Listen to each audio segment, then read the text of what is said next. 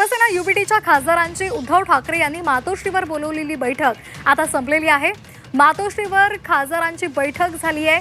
9 पैकी 3 खासदार या बैठकीला त्यांनी दांडी मारलेली होती अशी माहिती समोर आली आहे। ओमराजे निंबाळकर, संजय जाधव आणि भाऊसाहेब वागचौरे हे बैठकीला अनुपस्थित होते। 4 खासदार बैठकीला प्रत्यक्ष उपस्थित असल्याचं राऊतांनी सांगितलंय। 5 खासदार बैठकीला ऑनलाईन उपस्थित होते असंही राऊतांनी सांगितलेलं आहे। आताची महत्त्वाची बातमी आपण पाहतोय। 9 पैकी 4 खासदार बैठकीला प्रत्यक्ष उपस्थित होते तर 5 खासदार बैठकीला ऑनलाईन हजर होते असं राऊतांनी सांगितलंय। वागचौरेंच्या मिसेसची ट्रीटमेंट हैदराबादला आहे, तिकडनं ते बोलले।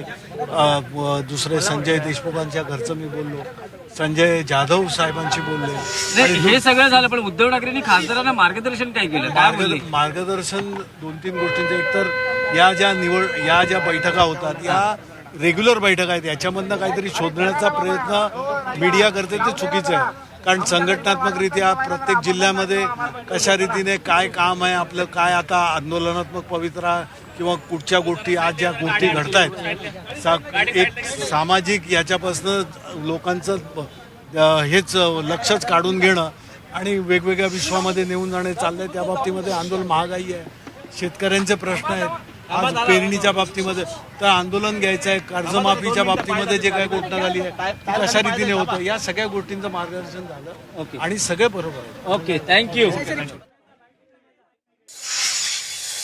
या बैठकीला खासदार अरविंद सावंतजी, खासदार संजय जिना पाटील, खासदार अनिल देसाई, नाशिकचे खासदार राजाभाऊ वाजे हे प्रत्यक्ष उपस्थित होते।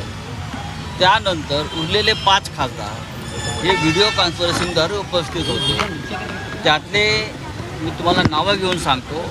ओमराजे निंबाळकर यांचे चिरंजीव हे पुण्याच्या दीनानाथ मंगेशकर इस्पितळामध्ये ॲडमिट आहेत, त्यांच्यावर उपचार सुरू आहे। तिथून ओमराजे उपस्थित राहिले। त्यानंतर जे भाऊसाहेब वागचौरे यांच्या पत्नी आजारी आहे, त्या शिर्डीच्या दवाखान्यातून त्यांनी मीटिंगमध्ये ते राहिले।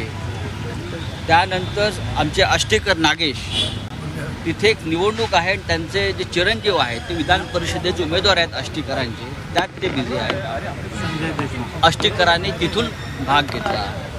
यवतमाळ वाशिमचे खासदार जे आहेत संजय देशमुख, त्यांच्या घरी मंगल कार्याचं काम सुरू आहे, मुलीच्या लग्नासंदर्भात काही बैठक आहे, त्यांनी त्यांच्या घरून या बैठकीमध्ये ते सहभागी झाले आणि 9च्या 9 खासदार या बैठकीत सहभागी झाले अशा पद्धतीनं।